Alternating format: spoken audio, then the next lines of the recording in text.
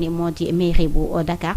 ci loolu sax gan gi daal di bind ab mënees nañu contrôler daal di indi xalaatam ci wàllu woowu ñuy am yaakaar ne rek buñ fi jógee lépp dina daal di leer ci bopp sénégalais yi. ñu ngi noonu Guédado li nga wax noonu la ñuy waxtaanee mooy la révocation de Barthélémy Diaz à l'Assemblée mais aussi sa révocation fële ca mairie de Dakar suñu kan nag Guédado bindul kese benn contribution li mu bind dafa bëri. et amaana lire ko mu attirer sunu attention tey moo tax ñu indi ko fi macha allah pour mu leeral askan wi. parce que il faut le dire nag li nga xam ne moom mooy la révocation de Barthélémy Diaz surtout fële ca mairie de Dakar ça a créé la polémique parce que gis nañ ku ci nekk ngi génn di wax sa xalaat alors bu ñëw un peu ci suñu invité monsieur Baïga.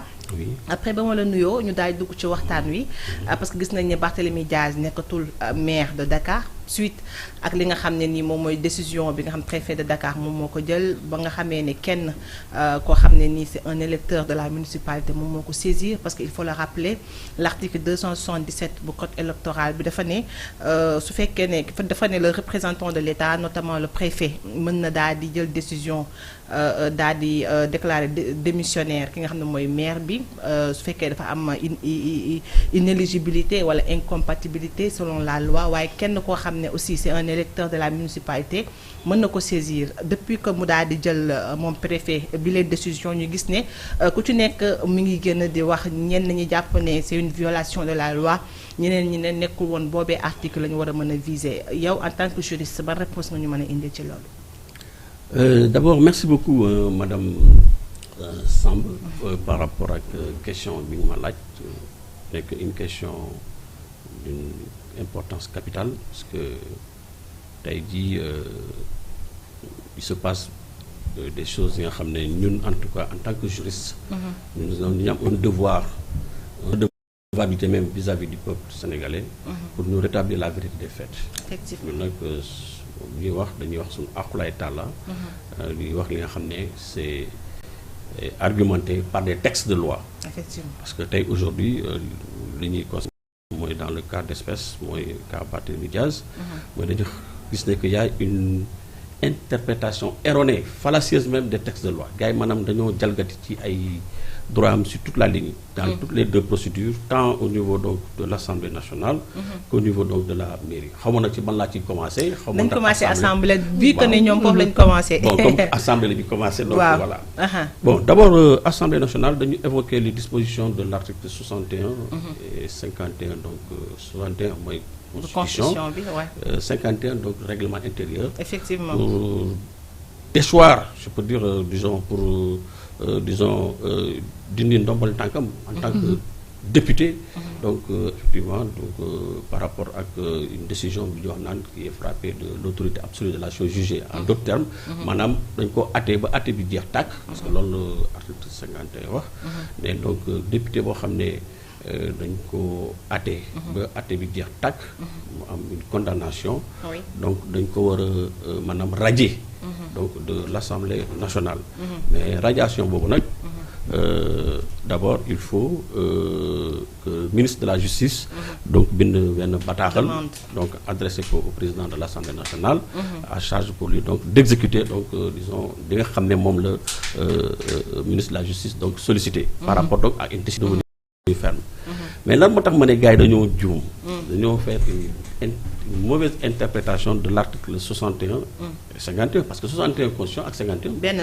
la rek ah effectivement. voilà mais xam nga man dama leen di liiral parce que damay dem sur postulat xaaral ma gënal ma liiral parce que affaire bi y a même pas besoin d'être un juriste il s'agit tout simplement de lire. de lire Waaw. de lire seulement et puis de comprendre le français Le aussi français, hein. surtout. Voilà question de compréhension kese la gis nga droit méttiwul gis nga question de compréhension c'est que gars yi des fois bon ñoo ci boole lu ci di ci laxas bokkul jaan voilà di lu ko ci bokkul interpréter à leur guise. voilà parce que article 61 dafa ne bon d'abord aucun membre de l'Assemblée nationale ne peut être poursuivi recherché arrêté détenu ou jugé à l'occasion des opinions ou votes émis par lui dans l'exercice de ses fonctions bon mu ne mooy loolu mooy immunité maanaam mënuñu ko poursuivre dans l'exercice de ses fonctions donc député dafa am ay loo xam ne moom la ko article 61 nga xam ne c'est des dispositions constitutionnelles mais en tant que immunité Oui. loolu c'est pas le cas d'espèce egguñu foofu deuxièmement alinéa 2 mu ne aucun membre de l'Assemblée nationale ne peut pendant la durée des sessions être poursuivi ou arrêté en matière criminelle ou correctionnelle qu'avec l'autorisation de l'Assemblée dont il fait partie. Donc toujours li yëpp ci immunité yi la mooy avantage yi nga xam ne protection bi nga xam ne moom la yoon teg ci mooy kaw. mbalaanu kiiraay bi ñuy wax. Merci beaucoup. D'accord. yeneen ni encore ñu ne le membre ne peut hors session être arrêté qu'avec l'autorisation du bureau de l'Assemblée dont il fait partie, sauf cas de crime ou de délit flagrant délit tel que prévu par l'alinéa précédent ou condamnation pénale définitive.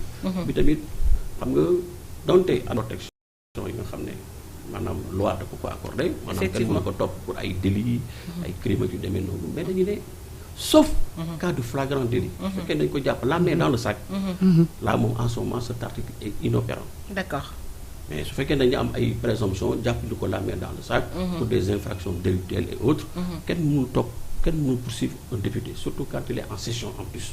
Effectivement. donc ba tey ji egguñu foofu ba ñuy wax ci affaire immunité mais problème yi mooy déchéance bi.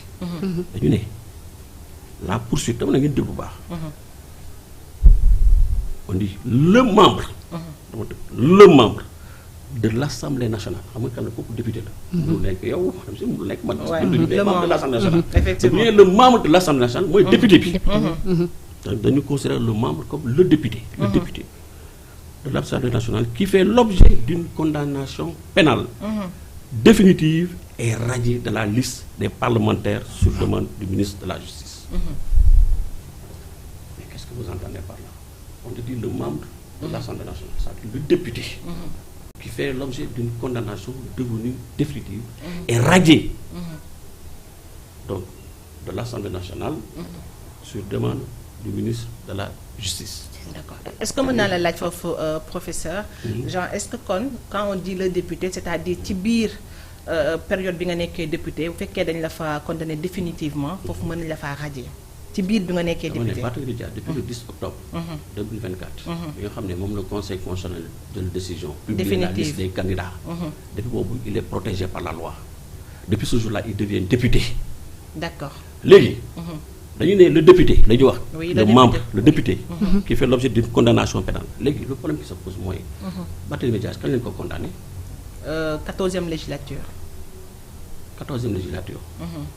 C'est-à-dire condamnation définitive bi c'était C'était à quelle 2023. période? La date mooy quand est-ce que la condamnation est devenue définitive? C'était je crois le 22 décembre 2023. En décembre 2023 Décembre 2023. Merci beaucoup. Donc décembre 2023. En ce moment, est-ce que Barthélémy Dias était député? Il était député. Oui, c'était la 14e législature. Effectivement. Xam nga boobu le ministre bu demandé woon. Il était député en ce moment mënoon nañu ko déchoir de son statut. Effectivement. Et c'était avec Aïssata Tall Sall à l'époque. Il suffisait qu'elle fasse une demande. Effectivement. Automatiquement, il remplissait toutes les conditions parce qu'il était député au Effectivement. moment de la condamnation. Mais Assemblée nationale boobu elle n'a pas survécu longtemps. dañ ko dissoudre, n'est-ce pas? Effectivement. dañ ko dissoudre. Donc c'est terminé. Quand bien même dañu ne les députés continuent à poursuivre les indemnités, etc., jusqu'à l'installation de la nouvelle assemblée. Mais bi ñu dissoudre ci la condamnation bi jeexee. D'accord. À compter de la dissolution. Donc Barthélémy n'était plus député. Il bénéficiait de certains avantages, mais par rapport à la peine bi ñuy wax ni qui le déchoir de l'Assemblée nationale c'était inopérant parce qu'il n'était plus député. Ouais. Dès l'instant qu'il n'était plus député. Et article 61 vise le député, le député. membre du Parlement. Donc Barthélémy Dias n'étant pas député, nan lañu ko mën a appliquer droit disposition boobu.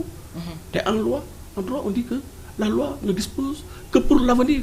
Elle n'a point d'effet rétroactif. Rétroactif, Donc dans cette effectivement. position, donc le membre de l'Assemblée nationale bi nga xam ne kii ñuy wax Barthélémy Dias, au moment où il faisait l'objet d'une condamnation définitive, Ouais. il était sous le magistère de l'ancienne Assemblée nationale qui a cessé d'exister, que le président de la République a dissous un décret de dissolution de cette Assemblée. Depuis le jour où il a dissous cette Assemblée nationale, je pense que c'était en novembre 2024. Oui, c'était en 2004. C'était Voilà, récent. c'est ça.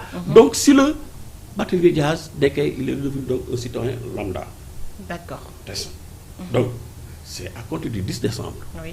2023, mooy bi ñu conseil constitutionnel bi mu proclamer la liste des résultats qu'il est redevenu député. D'accord. Donc dans ces conditions, on ne peut pas lui appliquer les dispositions de l'article 61 de la Constitution et 51 du règlement intérieur. parce que ci biir législature bi. bi kenn condamné wu ko ci définitivement. mais il est blanc comme neige. kenn condamné wuñu ko depuis le 10 octobre amul benn condamnation boo xam ne dal na ci kawam. d'accord ba ñu évoqué te dañu ne député bi bu fekkee ne dem na am na condamnation. depuis qu'il est devenu député. en ce moment on peut lui appliquer. les dispositions de l'acte 61. à supposer que condamnation bi. mu nekk une condamnation définitive. d'accord parce que le danger mooy aujourd'hui. su fekkee ne dañ ko nar a appliquer. mais ça va poser un sérieux problème. te boobaa sax à chaque fois que mu nekk député même législative bi di ñëw 16e 17e tout le temps dañu koy appliquer. non si tel est le cas je veux dire. si tel est le cas. parce que xam nga am na kenn ku nekk du parti au pouvoir là comment ça s'appelle là kii ñoo xam ne dañ ko.